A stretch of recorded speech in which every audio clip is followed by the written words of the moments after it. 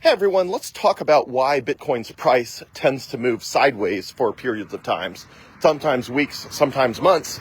And for example, back about 7 months in 2024, between roughly March through the end of October, Bitcoin spent most of that 7 months between $55,000 and $70,000 in that $15,000 range. Now, there were very short periods where it was above 70.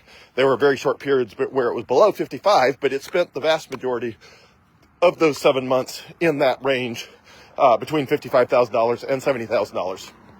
And let's call it the last month or two, it feels like we've been mostly between $95,000 and $105,000. So why does that happen? Well, a couple reasons. Well, a bunch of reasons, but some of the big ones are, first of all, news events, right? Every single news event is the opportunity for Bitcoin to go up or down based on whether people think that a positive development or a negative development is driving the price of Bitcoin. So for example, Bitcoin a couple different times has gone up based on people thinking that a strategic Bitcoin reserve, meaning that the United States is going to establish a strategic reserve of Bitcoin and potentially buy more Bitcoin, people think that's right around the corner. And when they think that's right around the corner, you see the price of Bitcoin go up.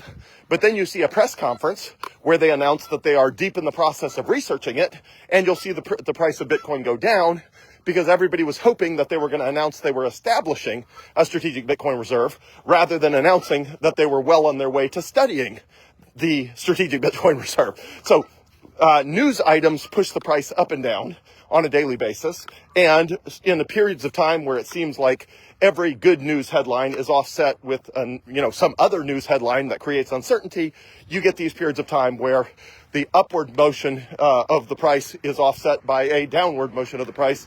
Because, again, negative news headlines are canceling out positive news headlines. And even when there's a lot more positive news than negative news, you still get people that are just waiting. They're just waiting for a clear direction of the price before they start buying even more.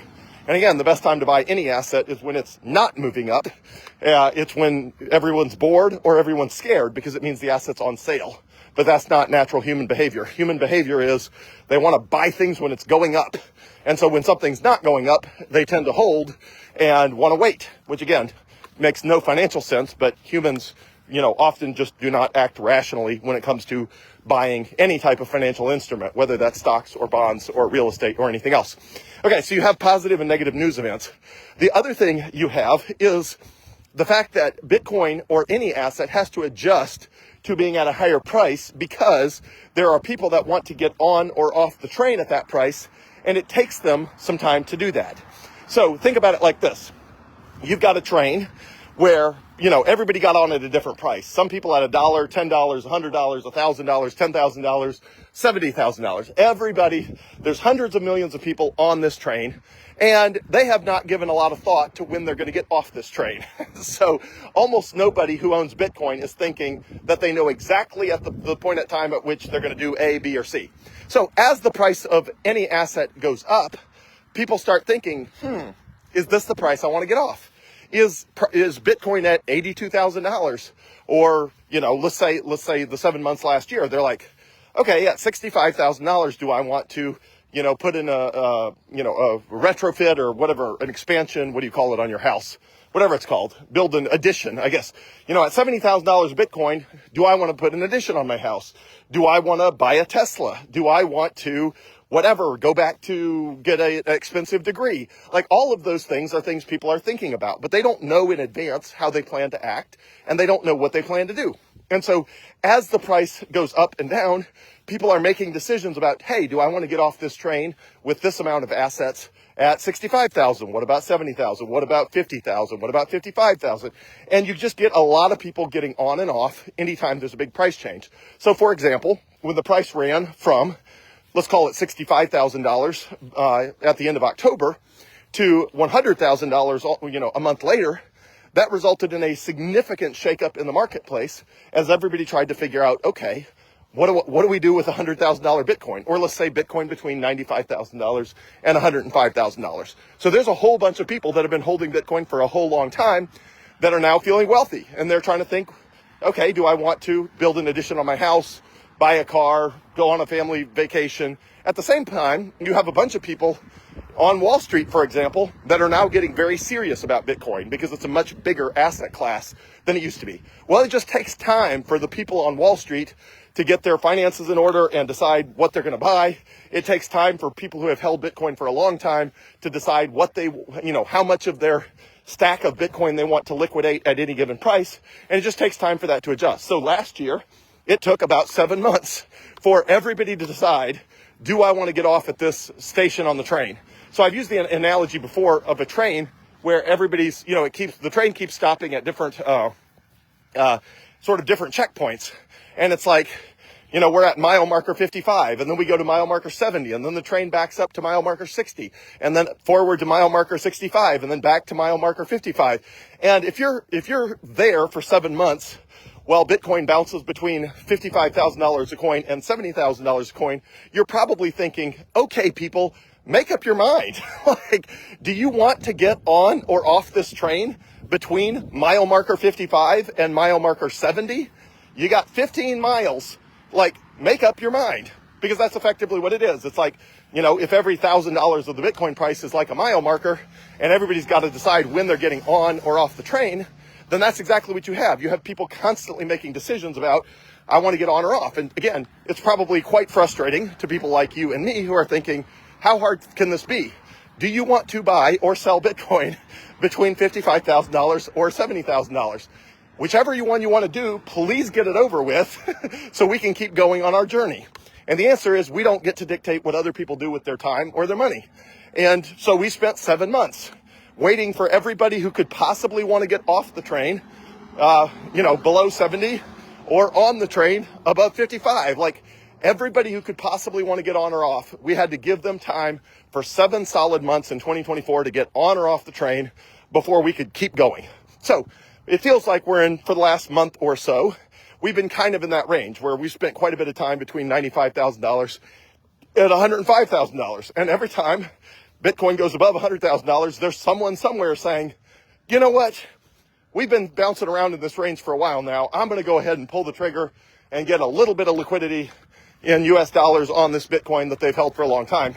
At the same time, there's people saying, hey, Bitcoin's been between $95,000 and $100,000 for long enough that I think it's time to go buy some. I don't think it's going to go lower. I think it's going to go higher, and you get people buying it. Again, we just have to be patient while all of those people decide whether they want to get on or off the train between mile marker 95 and mile marker 105.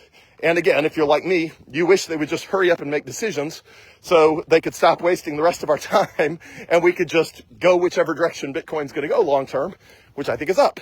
But again, we don't get to decide for people. And with a million different news headlines every single day and hundreds of millions of people making individual decisions about what is best for them and their family, the rest of us just have to be patient while everybody who wants to get on or off the train between mile marker 95 and mile marker 105 does that.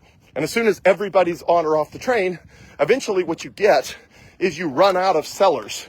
So in order for Bitcoin to go up, everybody who wants to sell below 105, we have to exhaust all of those people.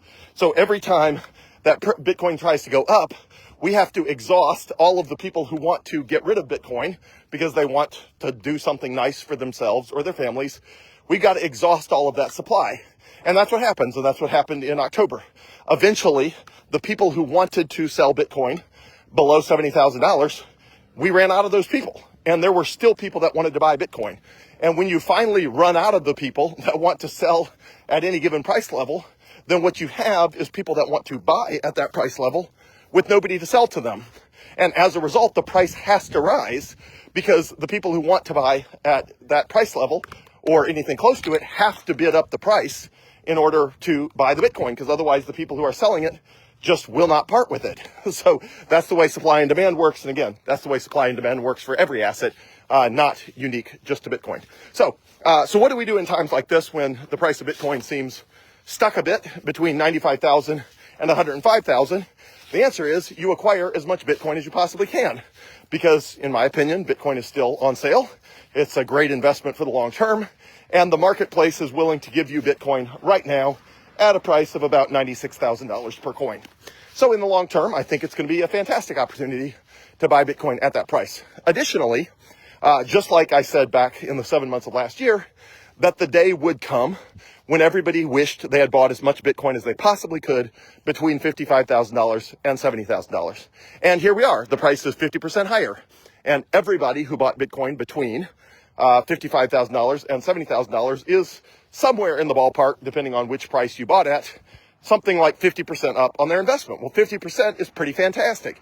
In the stock market, you typically have to wait more than 5 years to get anything even remotely close to that, sometimes 10 years to get returns that high. So in the case of Bitcoin, we got that in a matter of months after we had finally exhausted everybody who wanted to get on and off the train between those prices. So in the future, I think the same will be true. In the future, nobody will care whether you bought Bitcoin at $96,000 or $108,000 or $92,000 or $101,000. Nobody will care. What will matter is that you bought at all back in the ballpark of $100,000.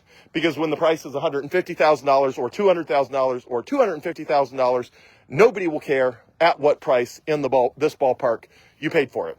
And the same is true in my case. I do not lay in bed at night thinking, wow, how much Bitcoin did I buy at $6,400 versus $9,200 versus $11,300? Because I have bought Bitcoin at all of those prices. The cheapest I ever bought Bitcoin was $6,400. And the most I've ever paid for a Bitcoin is higher than the price today, because every time a paycheck hits, I buy more Bitcoin.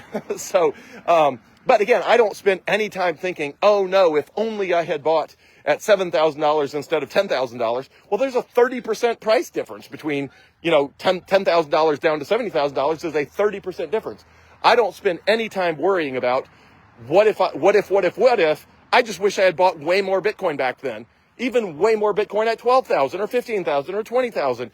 Everybody wishes they had bought, more in the past, when the past becomes a number that's much lower than today's price. So be patient, acquire as much Bitcoin as you possibly can, and just be patient. And at some point, the buyers will exhaust the sellers, and the price will go up, because that is the only place it can go when everybody who wants to sell is off the train. And the people who want to buy and get on the train is still growing, because Bitcoin is still only held by about 5% of the world's population. And that means 95% of the people have yet to adopt Bitcoin, which is way more people than already have Bitcoin. So stay safe out there, stay humble, stack as much Bitcoin as you can. And I'm here for anything you need. Thanks, everyone.